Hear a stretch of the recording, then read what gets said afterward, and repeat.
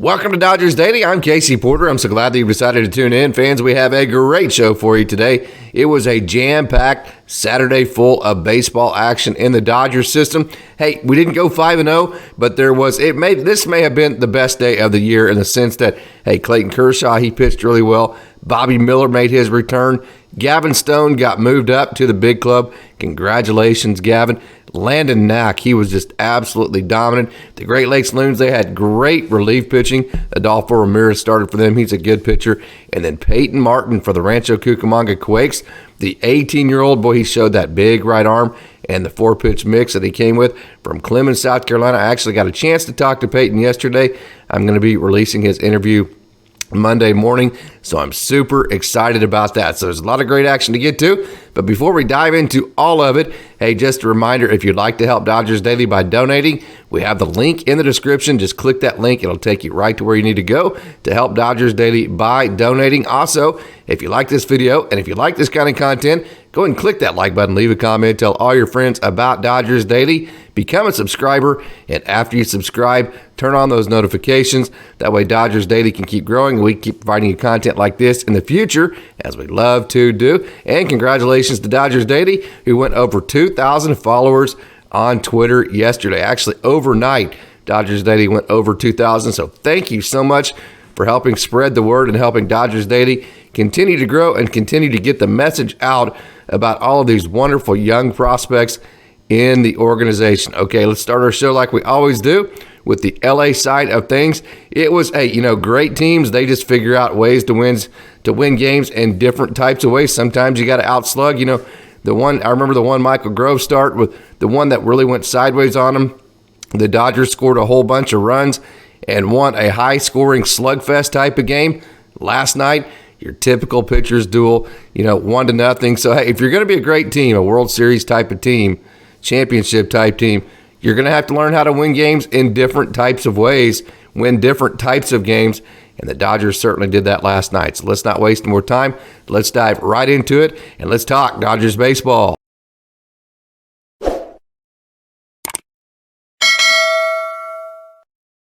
So the Dodgers scored one run in the second inning, and that was on a James Outman single. Hey, by the way, I mentioned yesterday that I was super excited to see how James Outman was going to handle his first bit of adversity. He was 0 for his last whatever and had several different strikeouts, and I mentioned, hey, I wasn't worried about it. Instead of being worried, I was actually excited because challenges like this excite James Outman. He's such a competitor.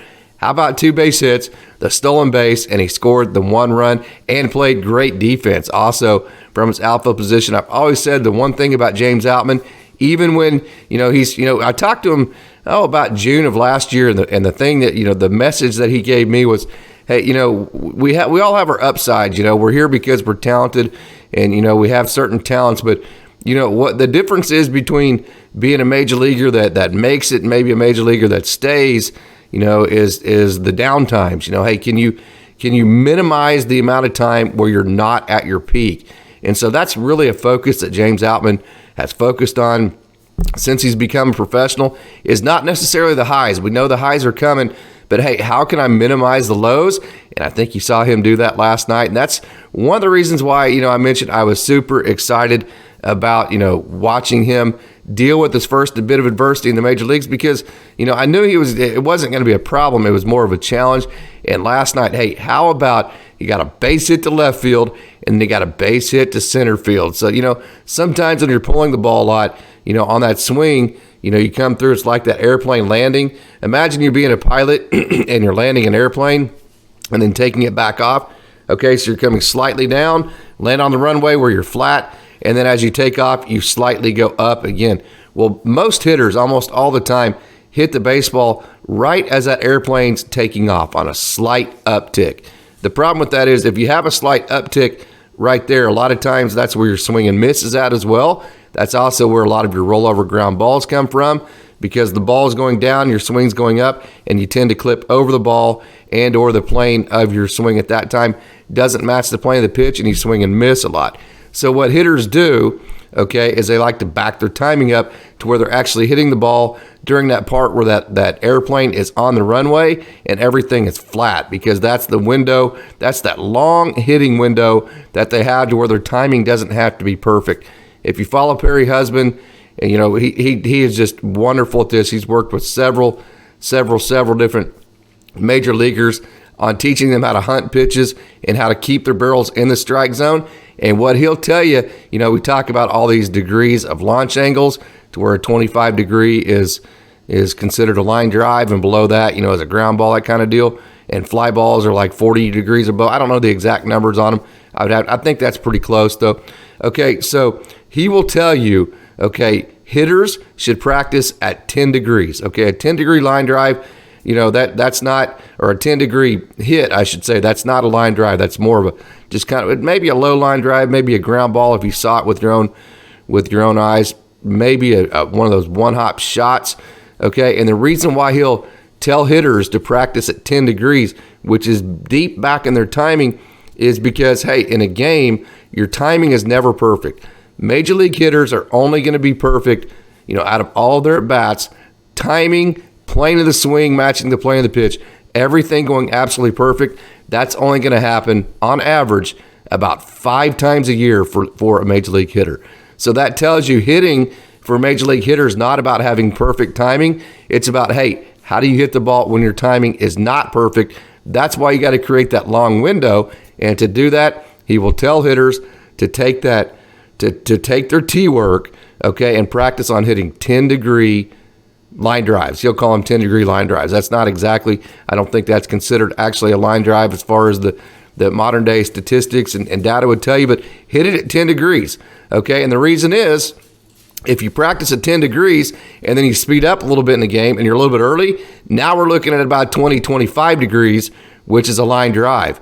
Okay, if we're a little bit late because the guy's a little bit hot and he's getting on us a little bit faster, then we're looking at, maybe a 2 or 3 degree low hard hit ground ball that are base hits, because, we talked about yesterday, hey, just hit the ball hard. Anything hit over 95 miles an hour is going to be a hit more times than it's not, whether it's a ground ball or a fly ball. So practice right in the middle to where you give your timing, the chance to be a little bit early and still hit a line drive, a little bit late, and you hit a really hard ground ball that is a base hit over 500. So I say that to say, hey, James Outman backed up his timing window. He went back to where, hey, let's go back, because, if you practice it, if you take BP and you're hitting all these majestic home runs and you're hitting everything at 25 to 40 degrees, well, if you get in a game, okay, if you're practicing at 25 degrees, now you've left yourself really no margin for error as far as being early, because if you start at 25 degrees and now you're early, okay, now we're hitting rollover ground balls. Whereas if you practice, let's say, 0 degree hard ground balls, okay, and you're a little bit late, now we're swinging and missing because the ball is getting biased. So practice right in the middle, okay? Don't practice hitting fly balls. Don't practice hitting ground balls. Practice hitting right in the middle. That gives you that window of timing where you can go either way, early or late, and still hit the ball in that hitting window. And that's what hitters do. I'm kind of saying all this to say, hey, when hitters struggle, you'll see them in batting practice and their extra work back up their timing a little bit and, really concentrate on hitting the ball the other way. And that's why, because they want to give themselves, they want to go back to a timing to where they can have a two-way go at it and have that longer hitting window. So when I saw James Outman hit the ball to left field and then he hit one to center field, I was like, there you go. This dude's a competitor. He totally gets it. And then how about this? We've talked about the type of players. We saw it, a couple of weeks ago or last week. I can't remember exactly when it was. The days started going together. Brandon Nimmo, how he just started generating offense and excitement for his team. Well, hey, you get on, all right, which James Outman did. You get a base hit, to the opposite field. Then you get over, you steal a base, and then you get in with a guy base hits you, So, that type of offense, that wins close games. I'm just telling you, the Dodgers need to slug. I'm not saying that, and I've said it a million different times. You would like to see the Dodgers slug, after they score that first run. But to get that first run, get on, get over, get in, that is a big deal. And how about this? The Dodgers, after they scored that first run, they generated it, get on, get over, get in. They had a winning percentage of 64%.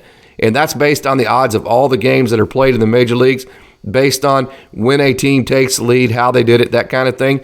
So that just goes to show you, if you can score that early run and get the lead, that gives you a significantly better chance at winning the game. And how about Austin Barnes?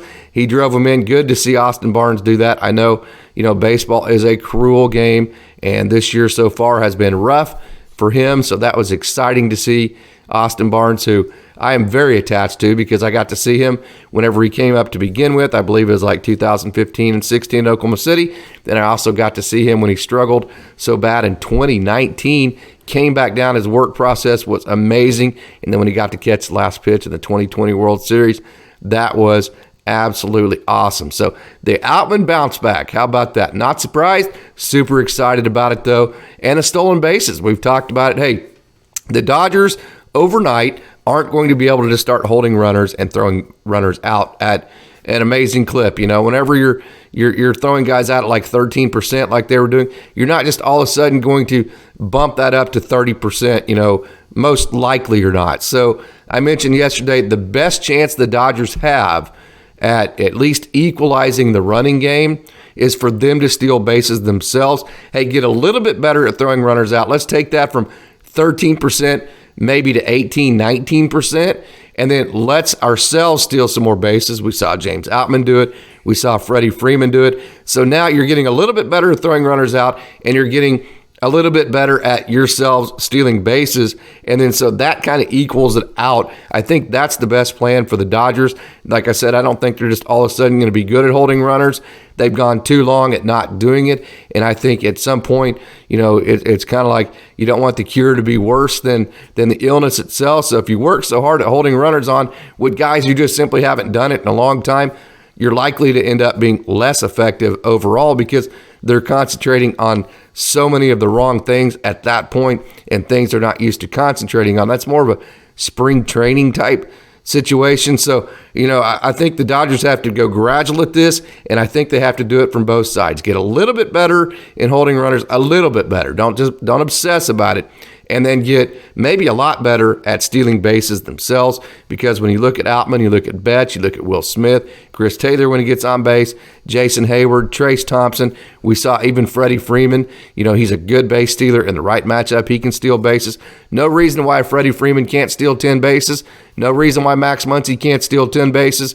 James Outman can chase the 20 to 30 stolen bases, that kind of thing, So the Dodgers, the game plan has to be to incorporate the stolen base in their offense more, and not necessarily because they want to score more runs, but because they want to balance out the fact that other teams are running on them. And you can't just give up. If another team steals, say, 5 bases in a game and you steal none, you can't just. That's an entire run plus 1 base.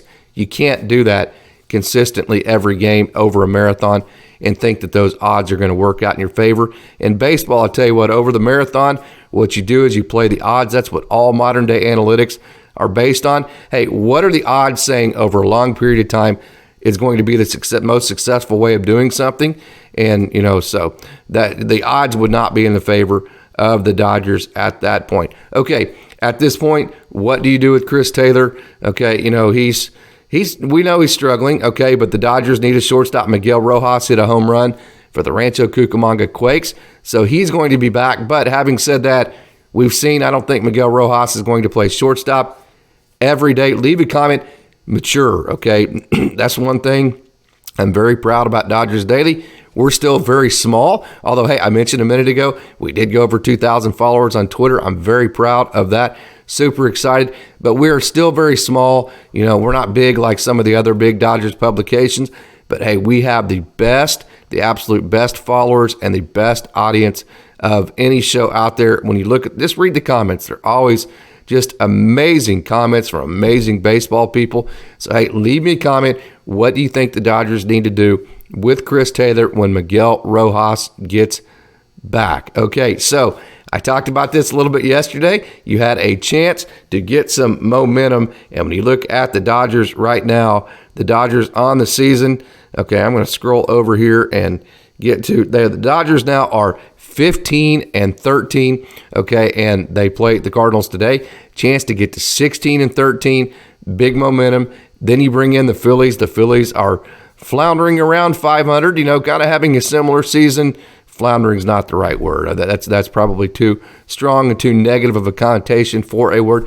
But they're hovering around 500. I could pull them up right now. I think the last time I looked at them was a day or two ago. They may have been like a game over 500, something like that. So you bring in the Phillies at home. Okay, you're a very similar team to the Phillies. You should beat teams that you're similar to, say 2 out of 3 at home. Let's say that you win today. You need to win today. You need to, you need to go out and you need to win today's game, sweep the Cardinals, who are absolutely just completely struggling at this point. The Cardinals are now 10-18. In Oklahoma, one of the radio stations all the way back in the 40s and 50s, one of the only major league team that Oklahoma could pick up were the St. Louis Cardinals. And so there are a lot of Cardinals fans in the state of Oklahoma, especially the further east you go. And so I've talked to several of them. They are super disappointed. One of them actually this morning was a very good baseball person. Simply put, their season is already over at 10-18. So Cardinals are struggling. Hey, they're floundering. Those are their problems. That's not the Dodgers' problem. Step on their throat, beat them today, sweep the series today, and then, take 2 out of 3 of the Phillies at a minimum. Okay, so now you've won 5 out of 6, setting up that huge San Diego series in San Diego that is setting up to be so much fun. So I'm super excited about that. And hey, how about Gavin Stone? Gavin Stone getting called up, getting put on the 40-man. The young man out of Lake City, Arkansas. I have a tremendous amount of content on my YouTube page. I just did a prospect feature on him. I believe it was last month. I have a recent interview with him that's a little over a month old, where we talk about all sorts of things. He talks about his pitch mix, how he ditched the 2-seam this year. And I'm also getting ready to post. I went to the game Thursday that he pitched. I got a lot of live video of him pitching from about 10 rows up. I'm going to post also a video of all of that video that I actually filmed while I was at the game, so you can get a good look at Gavin Stone's last performance from close up. And that'll take you probably 4 or 5 minutes, not a whole lot of time. But okay, so Gavin Stone's super excited. Okay, just a little background on him. Went to Riverside High School in Lake City, Arkansas, which is the Arkansas State area. Okay, and then he played 5 sports in high school, including bowling. Of course, he was a really good basketball player, and he was obviously awesome at baseball, bowling, several different sports, and he loves the fact that he went to a small school there because he had the ability to actually play all 5 sports. He went to the University of Central Arkansas out of Riverside High. He played for Coach Gum and Coach Harlan over there. He was both the Friday night starter there. He actually started as a closer, then transitioned to the Friday night starter, which is the premier starting role in college. And his last outing at UCA, he threw a no-hitter. Then he got drafted in the 2020 draft. I think he was the second to last pick. You remember that 2020 draft was only 5 rounds, and he was like the second to last pick.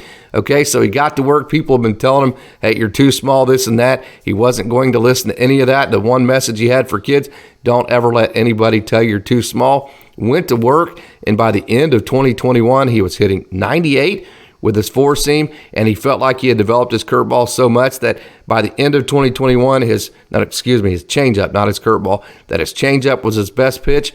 So he went into 2022 with a lot of momentum, which was last year. He started in Great Lakes and jumped quickly to Tulsa, kind of like he's jumping quickly this year to LA.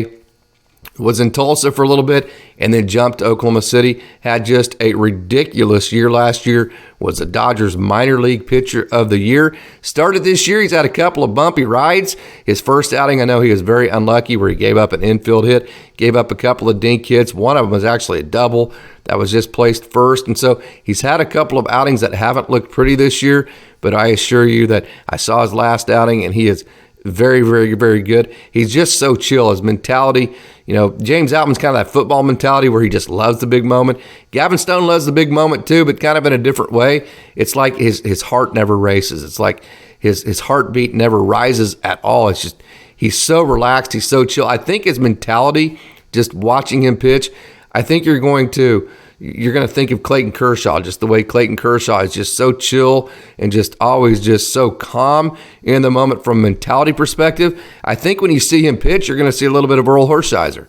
I think he's going to kind of remind you a little bit of, just as far as the motion and just kind of his mannerisms and the way that he delivers the ball. I think from a physical perspective, he's going to remind you a little bit of Earl Hershiser. And I think from a mentality perspective, he's going to kind of remind you of Clayton Kershaw. Of course, those are two ridiculously awesome people to compare yourself to. Don't get me wrong. I'm not saying he's going to have the career of Clayton Kershaw or Earl Hershiser. I do think he's great. I think he's capable of great things, but you don't ever want to put pressure like that on a young man. I'm just kind of trying to give you a visual as to what, as far as the mannerisms, as far as the physical stature that you're going to see, what you might be looking for Gavin Stone. So super excited for him.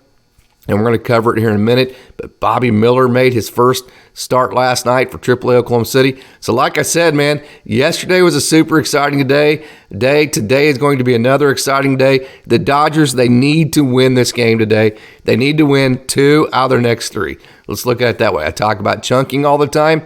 Okay, you have 4 games coming up. You have 1 today with St. Louis, 3 with the Phillies. Win 3 out of 4 of those, okay? Those are the small goals you make for your team as a manager. You don't look at the overall 162. You break it into smaller pieces, and you say, hey, let's win 2 out of 3 here. Let's win 3 out of 4 here. Okay, win 2 out of the next 3. Let's get ourselves to San Diego, and let's see what happens. Okay, and here's another deal, all right? With all these modern-day analytics, these people tell you not to let your pitcher face a lineup 3 times. Okay, I don't disagree necessarily, like we talk about the long run of 162 play, the odds. But I'm telling you, man, when your starting pitcher goes 7 innings like Clayton Kershaw did last night, and you only have to use 2 relief pitchers, gosh, it relieves. It just, every time you bring in a new pitcher, you have no idea if that's going to be a good day or not a bad day for them. So the more you talk about odds, the more relief pitchers you bring into a game, the more the odds go up that one of those relief pitchers is going to be off that day. So the fewer amount of relief pitchers you have, the higher your odds are that somebody's not going to come out and be off. So when you only have to bring in 2 guys, and one of those guys is Evan Phillips, who other than 1 outing in the last 2 years has been totally dominant, okay? And then Brusdar Graterol, who other than when he hasn't been healthy last year, actually has been fantastic for the Dodgers. So when you only have to bring in 2 relief guys, and one of them is Evan Phillips and the other is Brusdar Graterol, man, it sure makes the game seem a lot less complicated, doesn't it? So for all the people out there that don't want their starting pitcher to go the 3rd time through the lineup, of which I don't necessarily disagree with, I would use last night as kind of a blueprint and a model as to how easy the game can be if your starting pitcher is dominating and you let them get through 7 innings. That looked, that was pretty stress-free and pretty as far as stress-free can be in late innings of a game. And we also talked about, hey, one of the key metrics for this Dodgers team is how many runs are they giving up in the last 4 innings? How about, last night, none. They didn't give up any runs at all, period. So that's one metric to look at. And, how you score early, that's one metric. You get the lead early playing good baseball. The Dodgers did that. They got over with James Outman, got in with the hit by Barnes. And then you don't allow the other team to score late. That's a pretty good formula to win close games, and the Dodgers win a 1-run game, so that is super exciting and super excited about today, and then the Phillies series, and then obviously the Padres series on the horizon. So that's our Dodger talk for the day. So let's now move our attention to the minor league system, and it was a jam-packed day, so we have a big show on the minor league side for you, so let's not waste any more time. Let's get right to it, and let's take a trip down on the farm.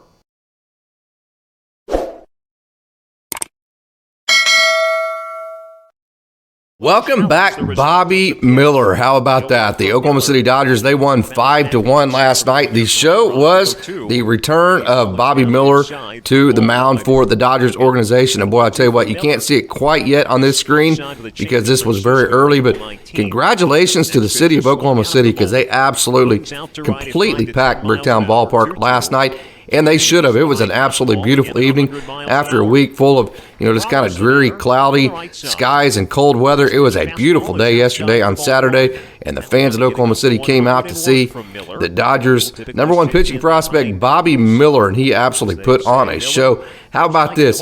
Early on in his first inning that you're seeing right here, he hit 100 miles an hour 4 times, and he hit 101 once. So, boy, he came out just absolutely firing on all cylinders.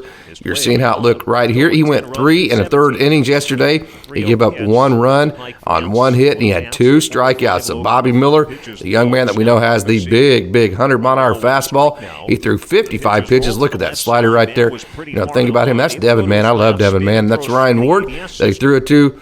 There, Devin, man, is just so versatile playing third base there, so long, lean, and smooth, and talented. But, hey, Bobby Miller, some people think, although he does throw, we saw him hit 101 yesterday, some people think that his fastball isn't necessarily his best pitch because his secondary pitches are so good. But, again, last night, in total, he hit, look at that changeup. That's kind of what I'm talking about, Hey, whenever you can throw 101 miles an hour, and then you can throw that changeup that looks exactly the same coming out of your hand, and it's like 89, 90, something like that. Then you can also drop in, that little breaking ball right there that you saw. That's another little good changeup in on the hands of a right-hander. Okay, that's a pretty tough combination. You ride that 4-seam up in the zone that we saw right there, that last pitch.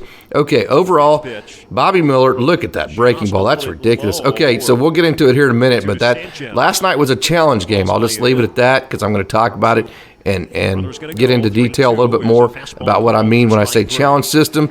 Overall, Bobby Miller hit 108 times. Okay, I'm going to watch this again.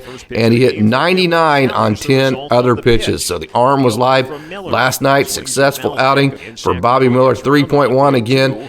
1 run on 1 hit and 2 Ks. 55 pitches in total, 34 for strikes. So I mentioned that last night was an ABS challenge system game. So what exactly does that mean? Okay, well, that means that the actual home plate umpire is calling the balls and strikes last night, all right, which hasn't been the case in the PCL, I believe, since about, last year, maybe the year before that. They started what they call the ABS system, the automatic balls and strikes right here. This runner, okay, was called safe. All right, so then Patrick Mazeika challenged the call on the field, the catcher for Oklahoma City. The pitch was called a ball.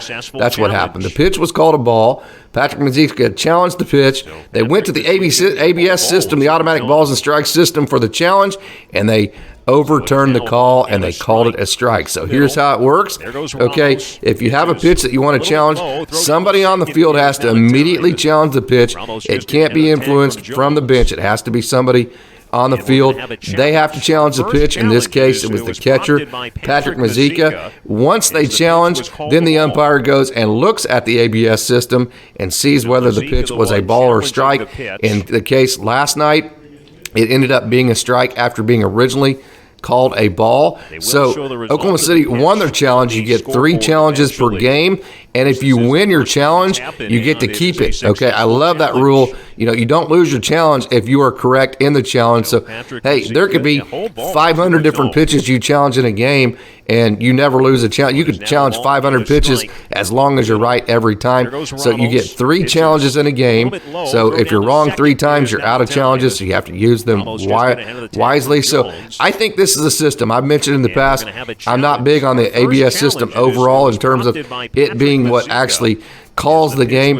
I think the 3 challenge rule that they have here, maybe 3, maybe a little bit too many, not sure.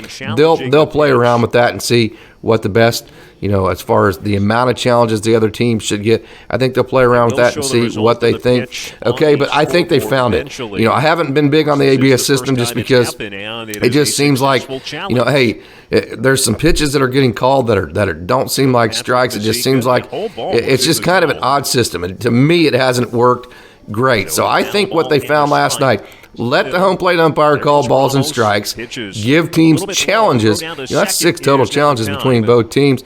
And so, hey, if it's a big pitch that you think the umpire's wrong, challenge it. don't argue, challenge it. Let's see. And what they'll find is that home plate umpires on those pitches that are challenged are right somewhere around 60% of the time. So, hey, I wanted to show you that automatic balls and strikes challenge system last night. That was pretty cool. So here's that jam-packed crowd. The hills were jam-packed. All of the, the suites were jam-packed. The Budweiser Alley in left field was packed. You look at the Devon Energy deck, and right field was packed. It was just a great day. Look at that wonderful crowd. Of course, me going to Oklahoma, so many Oklahoma City Dodgers games. I just love watching that just beautiful facility. That Bricktown Ballpark, if you haven't gone to, look at that jam-packed crowd. It is just one of the absolute greatest facilities for baseball. It's a major league stadium, just not quite the size. And like I say, I said it a couple of podcasts ago, but if they actually took the tarps off of right field, the advertisement from there, it could seat almost 15,000 people. So, it is just an absolute first-class facility. The people of Oklahoma City do a great job of keeping it up and making it just a first-class, just elite facility. Same with One Oak in Tulsa. Oklahoma is very blessed to have two baseball facilities that are insanely nice. And then when you look at the $60 million O'Brate Stadium in Stillwater, it is ridiculously nice too. So we are very blessed in Oklahoma to have those facilities. What you're seeing here is yonnyhernandez. He had a double last night, was headed for a triple. It fell down, and then Ben DeLuzio knocked him in to give Oklahoma City a 3-1 lead, a lead that they never looked back on, and they defeated the River Cats last night, the AAA affiliates of the Giants, 5-1. How about Landon Knack that you're seeing on your screen here, the Walter State, East Tennessee. He's from East Tennessee, went to Walter State, which is just a wonderful JUCO program. Matter of fact, Walter State, I believe they were in the national championship game last year and lost to Cali County, who kind of an interesting side story to that. And whenever I talked to Landon, I asked him this question because I know he had fun with this, but hey, his manager, Scott Hennessy, actually helped Dave Burrows and and Darren Burrows, the Burrow brothers there in Ark City, Kansas, build that Cali County JUCO program, baseball program, into just absolute national power. They're, Cali County every single year now. Growing up, it was always Seminole State and then Connors, and then here came, in the 90s, Cali County with the Burrows brothers. Well, little did we know at that time, Scott Hennessy, the manager of the AA Tulsa Drillers, now was one of the coaches with the Burrows brothers, and they're still like brothers. Hennessy and the Burrow brothers, they're all like brothers now.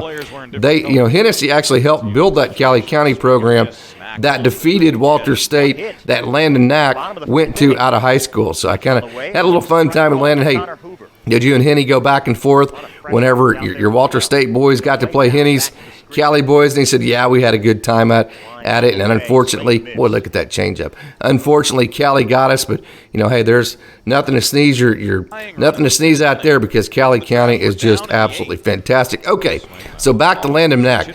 What you're seeing here in this video, okay, he is a 4-pitch strike thrower, and he was landing all 4 pitches. Look at that changeup in the zone. And the thing about it was, it didn't matter what the count was. The 4-seam up with the 1-2 trying to induce the strikeout there. Hey, on a couple of different occasions, it was like 3-1 or 2-0, and he would throw his changeup, and he was landing his changeup in fastball counts. Look at that. Nice little slider, was not called a strike there, but that's pretty darn tight. That's a good pitch to tunnel off of the fastball. So you saw the fastball slider tunnel. Last 2 pitches, there is another fastball to that same tunnel. Okay, so all 4 pitches, all counts. Landon Knack, he is known as a strike thrower. And here's another thing about him last night.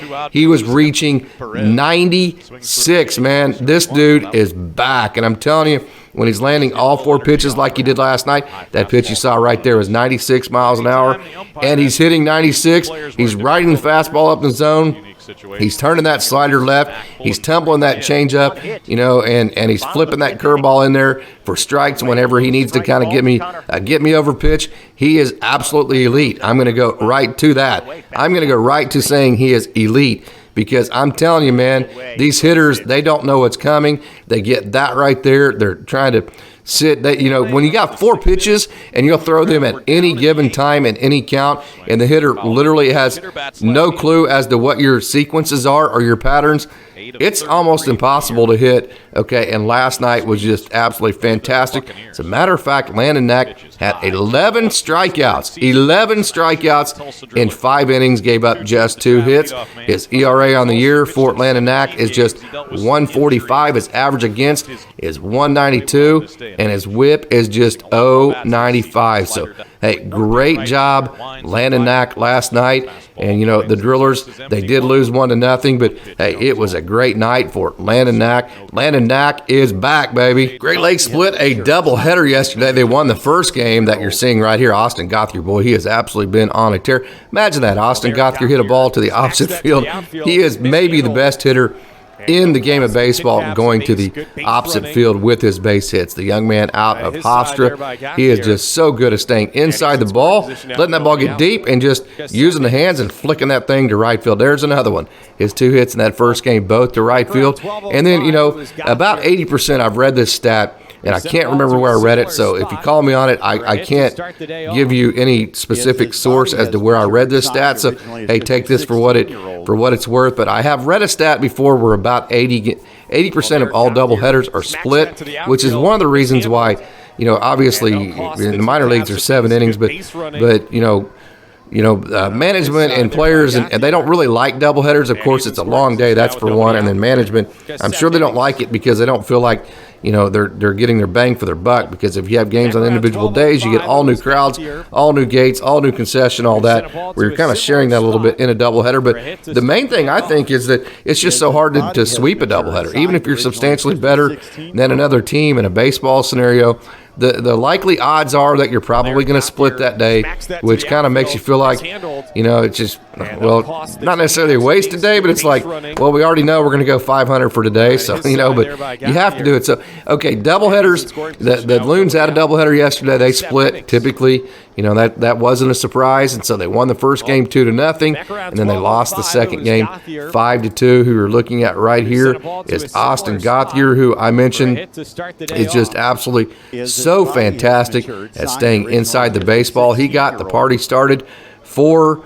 the Great Lakes Loons yesterday by getting this base hit. Eventually he got on and got over. Yeinerfernandez drove him in, who's had a wonderful year as well. Okay, Austin Gauthier, all right, he's hitting 404 on the year. His OPS is also 404. So how about that? OPS and average is the exact same, both at 404. He has 3 multi-hit games in a row, 4 in his last 5, and 7 total on the year.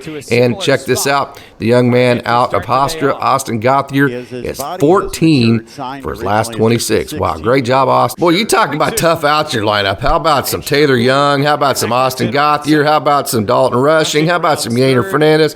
How about some Damon Keith? How about this entire Loons team? Just absolutely tough outs and their baseball IQ. I'll tell you what, I posted on my Twitter yesterday and all my social medias. Just look at this lineup. You know, you're looking at Taylor Young and Austin Gauthier and Yeinerfernandez and Dalton Rushing and Damon Keith and all these guys that are in this lineup. I want to stop right there because I don't want to leave somebody out. Okay, when you look at all these guys in this lineup, these are all guys that are going to be, if they want to, at someday, high-level managers. This might be the highest baseball IQ team that I've literally ever seen at a minor league level. They're, you know, as a manager of this team, man, there's not a whole lot you have to do other than tell them. They already know what to do before you tell them, because these guys, you know, Taylor Young, his baseball IQ ridiculous. You know, Austin Gauthier, ridiculous baseball IQ. Yeinerfernandez, these guys, they think baseball. They eat, drink, and sleep baseball. This Loons team would be a very fun team to manage, and they are very good. Who you're seeing right here is the Dodgers' number 15 prospect, Yeinerfernandez, who's hitting 322 on the year. His OPS is 875. Yeiner has 3 hits in 3 games in a row and 7 of his last 8. So very tough out, Yeinerfernandez. We like to cover every prospect on Dodgers Daily and on our show. That's what we use this minor league segment for, so eventually you can see basically every prospect in the organization, and you can make up your mind for yourself what you think of them. Who you're looking at here is Yoncastro. Great start for him. He went 5 scoreless innings. He gave up just 1 hit, and he struck out for Yoncastro, who you're seeing here's ERA is down to 2.84. Good pitch right there. Just kind of pulled the string. His whip is down to 0.94. Look at that arm side run to that. How that thing tails away from a lefty. There's that good four seam up.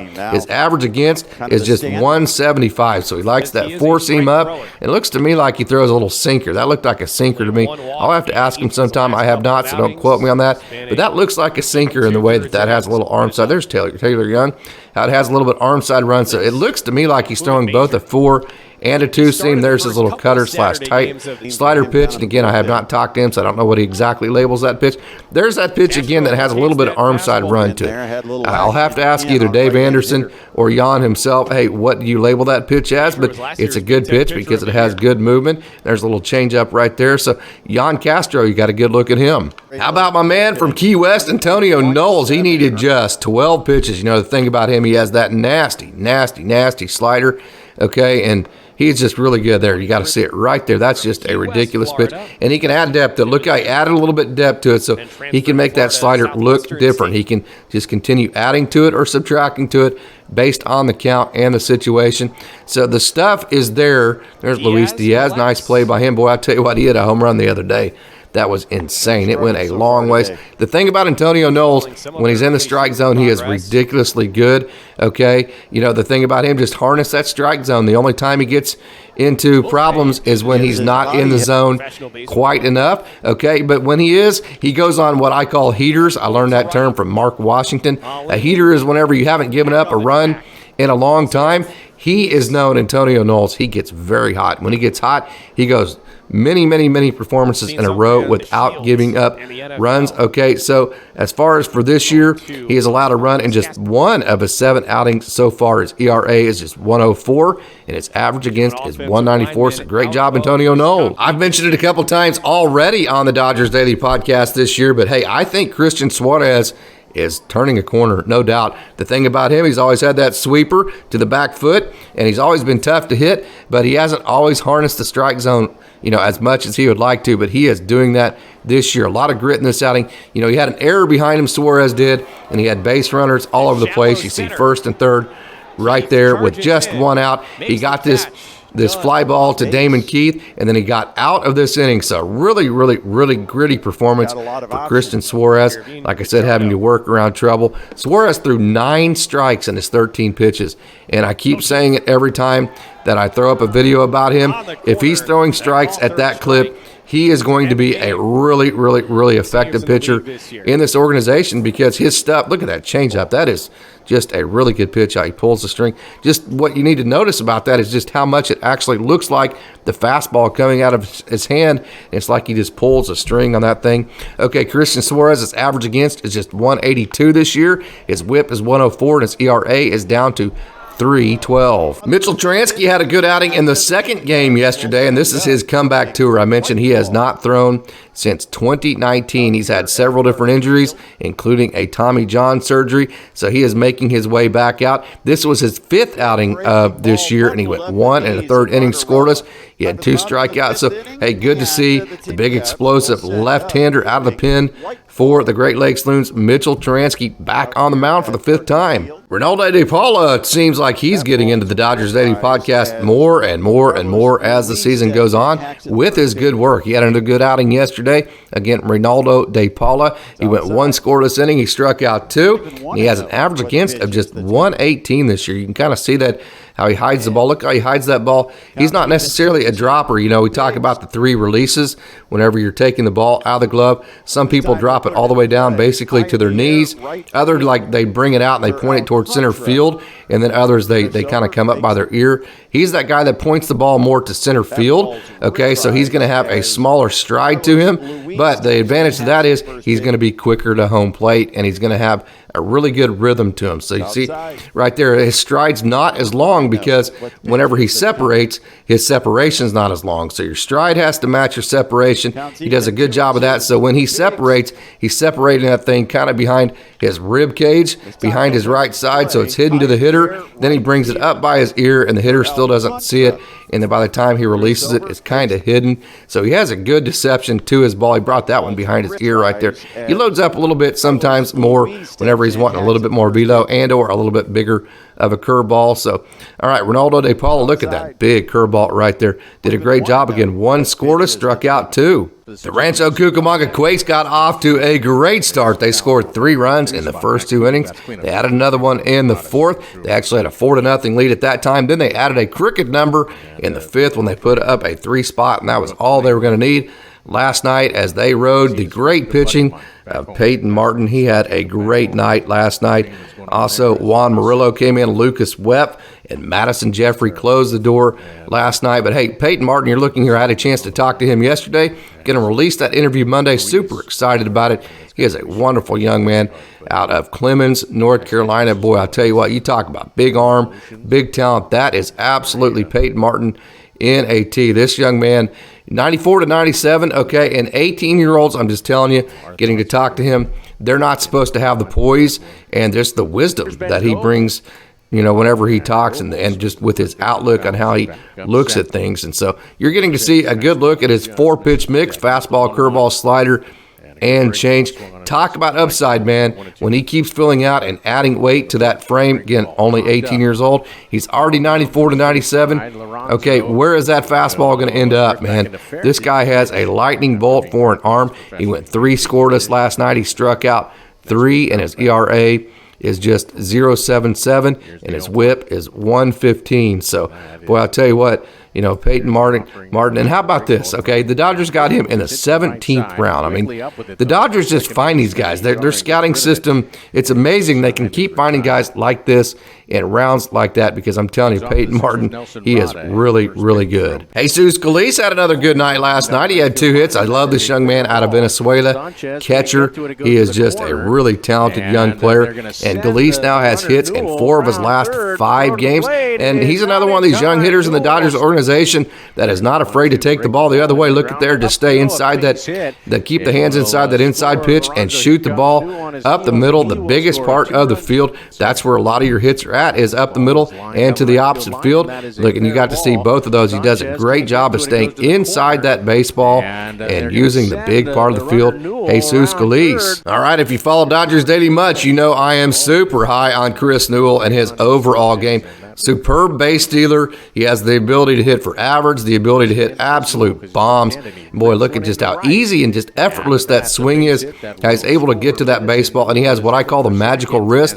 It just seems like he can just throw his hands at the ball and just get the barrel to it with those hands. His hands are just so good, which is why. Look how still that swing is. How little right there. Okay, so his timing's not good. He's able to, you know, he's a little bit out front, and he's able to keep those hands back and just throw the hands at the ball and just whip the barrel right to it at the last minute and get a base hit. As a pitcher, when you have a hitter off timing like that and he just flicks the hands at the ball, flicks the wrist of the ball and gets a base hit, that makes you so mad. So he has the ability to hit for average. He can absolutely just hit total bombs, and he can absolutely steal bases ridiculously well. So this young man, chrisnewell, man, he has big talent. Follow this guy. Put your eyes on him right now and follow his progress because he is really good. And he has hits in 4 games in a row, 6 out of his last 7, and he had 2 hits last night, which is his 5th multi-hit game already this year. Like I said, keep your eyes on chrisnewell. Congratulations to 19-year-old Camerondecker, who got his first hit in affiliated baseball last night. The first of many. Decker was drafted in the 18th round of the 2022 draft last summer. He's a 6'1" switch hitting shortstop. You know, the Dodgers, they have a bunch of young shortstops. Alex Freeland, Sean McClain, Decker right here. You know, Wilman Diaz, Ryan Cone. You know, so just a whole bunch. You know, and Austin Gauthier can play shortstop. Taylor Young can play shortstop. So just a whole bunch of young shortstops in the system. Camerondecker is one of them. So congratulations, young man, on getting your first affiliated hit last night.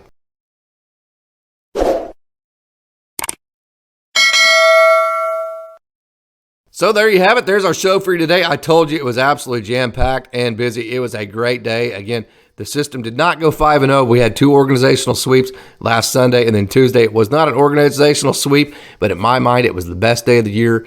of action because, hey, one of the losses was a split doubleheader, which is, okay, that's kind of hard to judge. And the other one, Landon Knack just threw absolutely fantastically well, which is, boy, of all things, of a long season, sometimes you would rather win the battle than the war, or, so I think that kind of happened yesterday. So I think yesterday for me was the best day in the organization of the year. LA obviously won. James Outman had the bounce back. You won a close game, which was awesome.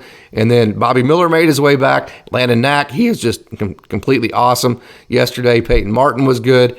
And then you had good action in the Great Lakes games as well. So yesterday, an awesome day in the system. It's going to be another busy day Sunday before the scheduled off day for the minor leaguers on Monday. There will not be content, as far as I will not be covering any of the game, the LA Dodgers games on Mondays. I will release a Dodgers Daily video tomorrow morning. Okay, but other than that, Monday will be the day off for Dodgers Daily, and hopefully we'll get to watch and do something else other than baseball that day as far as Dodgers Daily goes. So, hey, thank you for tuning in. I hope you tune in tomorrow as well. Just a reminder before we bounce, hey, in the description, there is a link to help donate to Dodgers Daily if you'd like to help in that way. Just click that link. It'll take you to right where to tell you what you need to do if you wanted to help Dodgers Daily continue to grow by donating. Also, if you like this video, if you like this kind of content, go ahead and click that like button, leave a comment, tell all your friends about Dodgers Daily, and become a subscriber. And once you do, turn on the notifications. Click that notification bell. That way, every time Dodgers Daily releases a new video, you'll be notified. You won't miss a thing. Dodgers Daily can keep growing, and we can keep doing what we love to do, which is providing videos like this in the future. As always, hey, thanks for tuning in, and go Dodgers.